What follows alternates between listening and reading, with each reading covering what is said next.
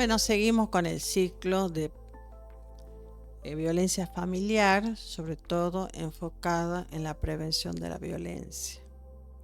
Yo soy Beatriz Polti y hemos invitado hoy a Silvia Polti, licenciada en psicología, psicoanalista, miembro del Servicio de Violencia de la Facultad de Psicología de la Universidad Nacional de Tucumán.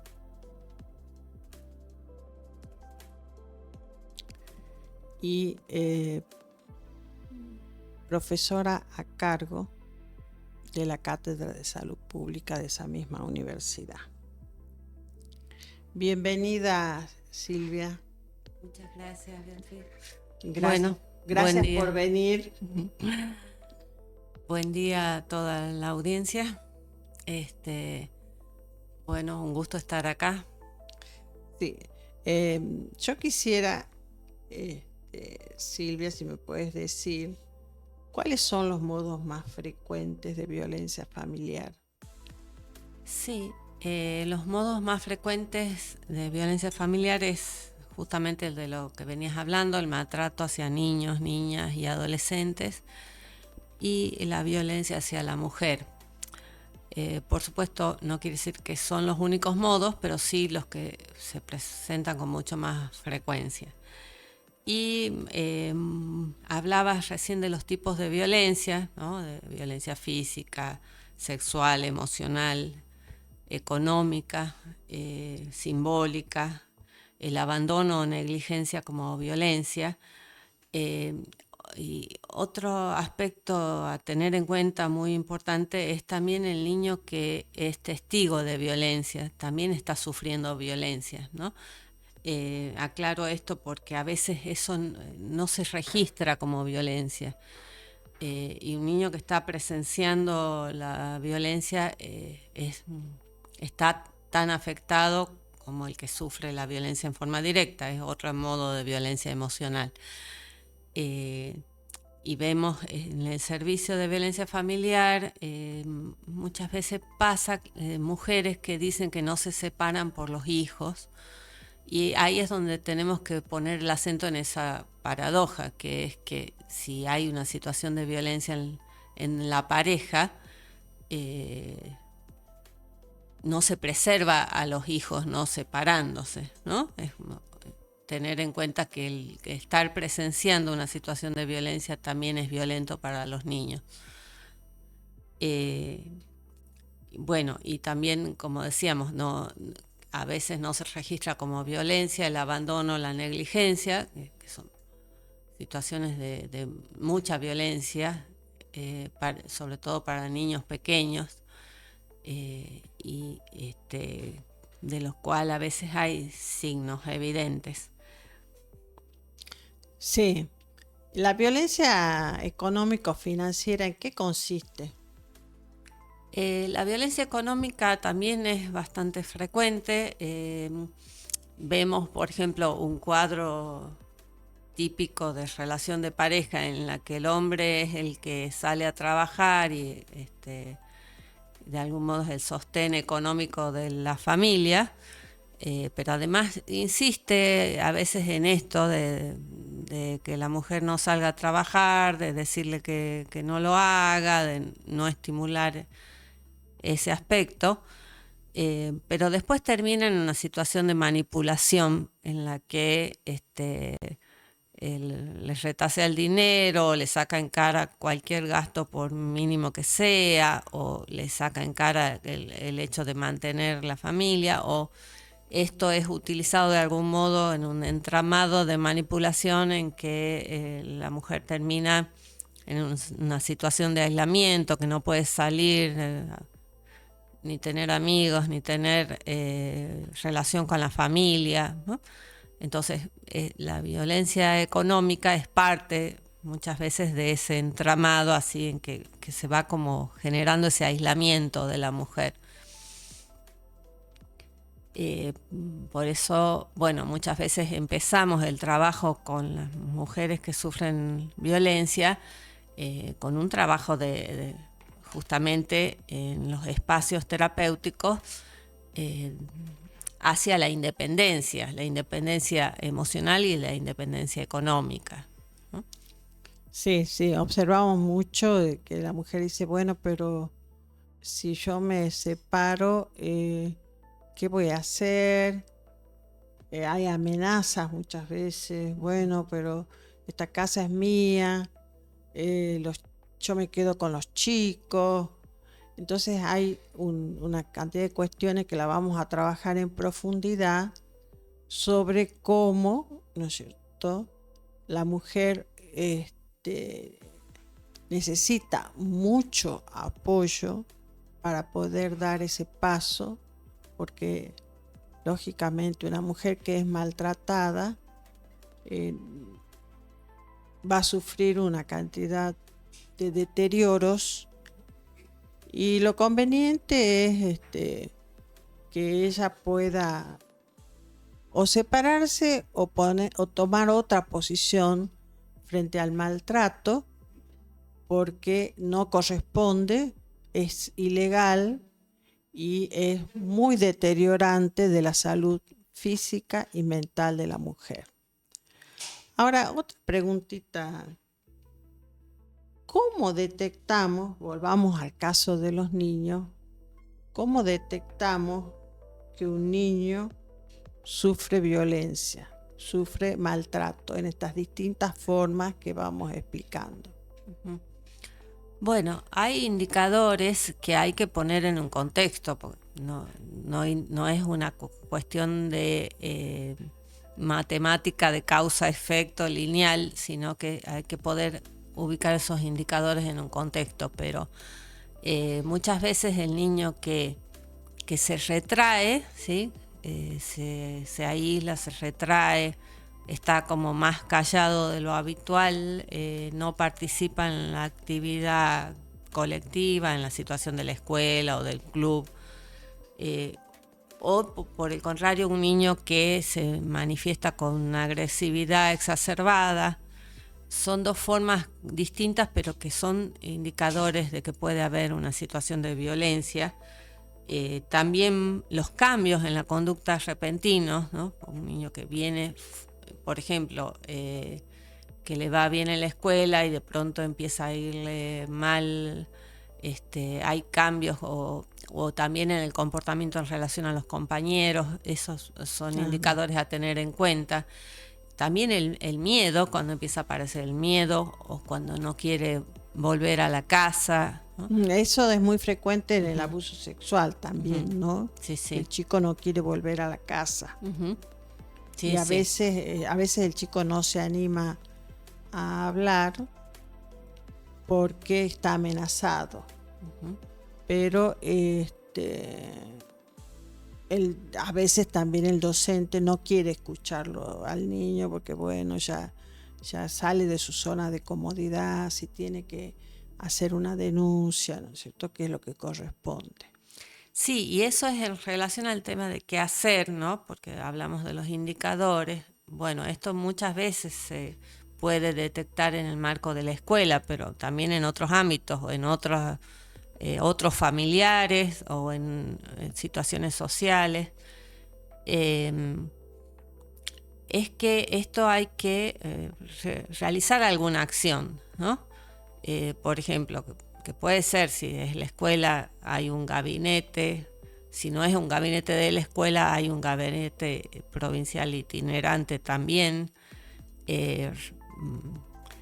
Si la situación es severa, recurrir a la denuncia, es más, es obligatoria la denuncia en caso de que uno tenga la seguridad de que hay una situación de maltrato hacia un niño, ¿sí?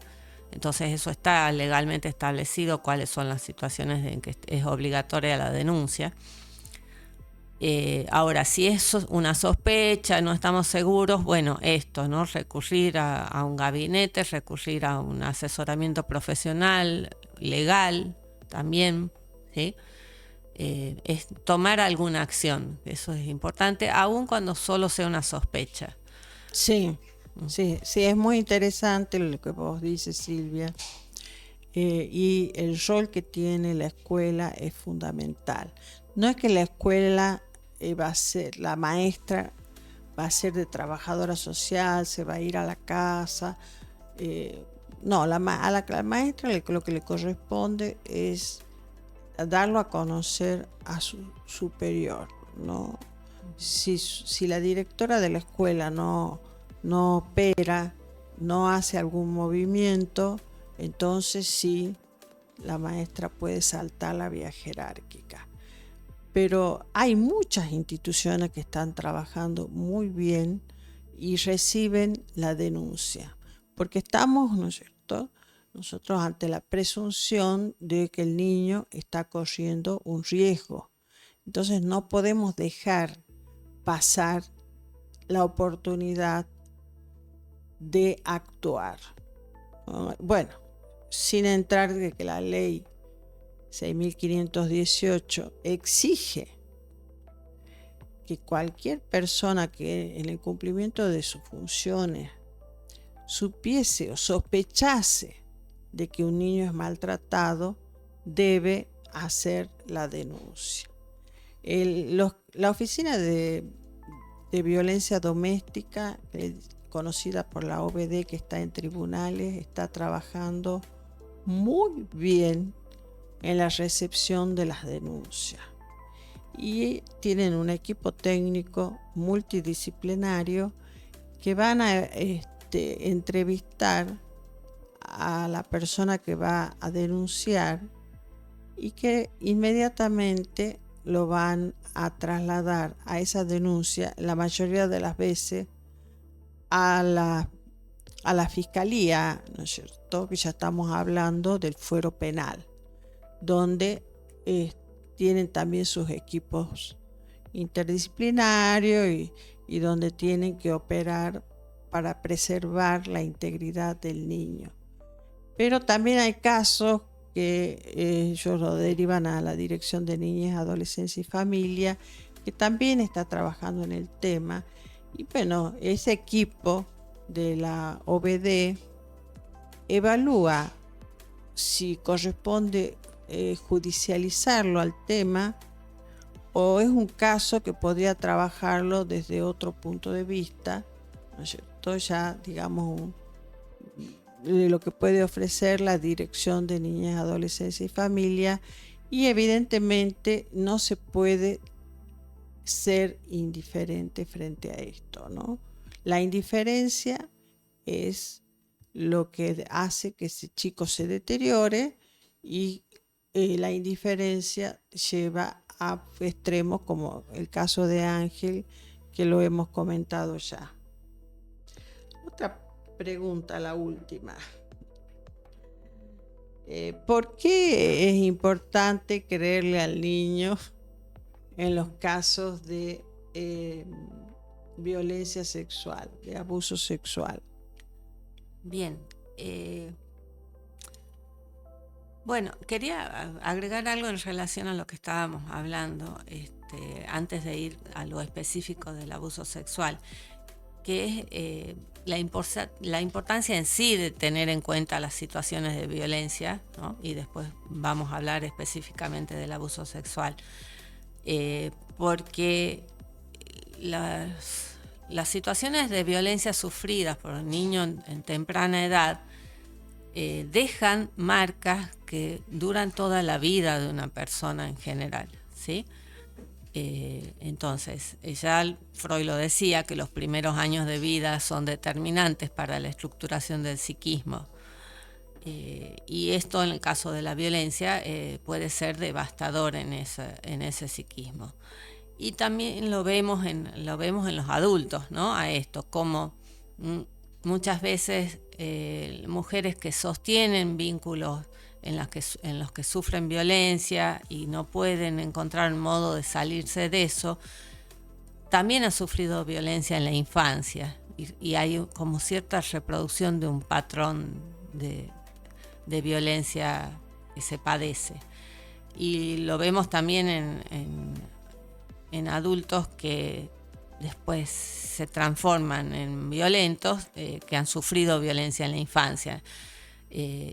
Y aún sin ir a estas situaciones, quizás en los extremos, hay muchas maneras en que se puede ver las huellas que ha dejado la violencia sufrida en la infancia en las personas adultas, ¿no? Y muy particularmente, bueno, yendo a tu pregunta, en el caso del abuso sexual infantil, cómo esto repercute en el resto de la vida. ¿Y por qué importante creerles? Porque los niños y niñas no mienten en relación a estas cuestiones, ¿no? Capaz que pueden decir alguna mentira que es propia de la fantasía infantil, no digo que no mienten nunca, pero en relación a las situaciones de abuso dicen la verdad. Y pasa muchas veces que como el abuso sexual en la infancia es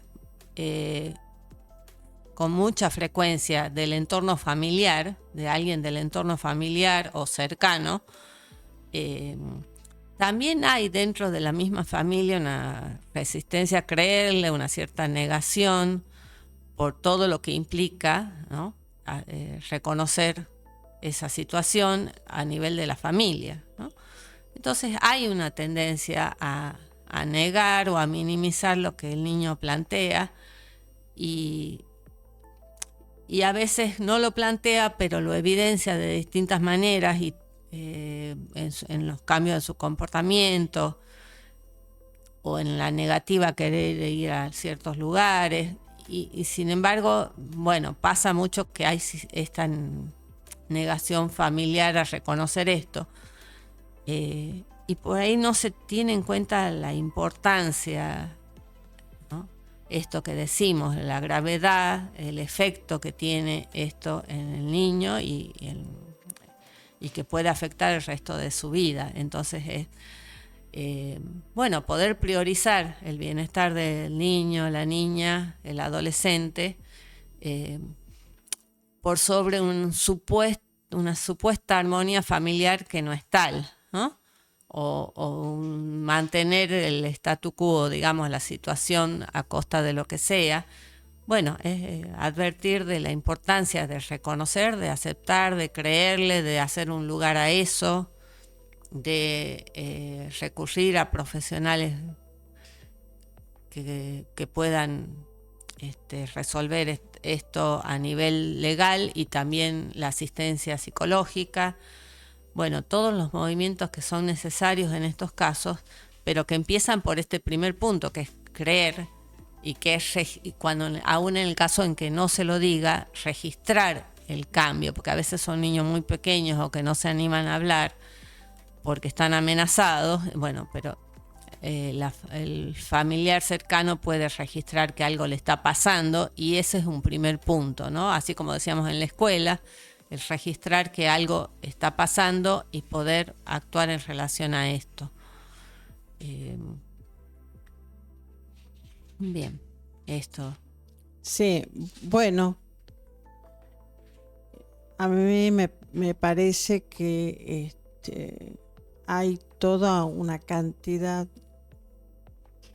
de recursos que tiene la comunidad y que es importante conocerlos. Nosotros vamos a ir, en la medida que transcurra este ciclo, vamos a ir dando a conocer esos recursos y evidentemente no se puede ser indiferente frente al maltrato ni de los 4 grupos de riesgo, ¿no es cierto? Porque siempre cuando uno habla de mujer maltratada saltan, oh sí, porque los hombres son maltratados también. Bueno, estadísticamente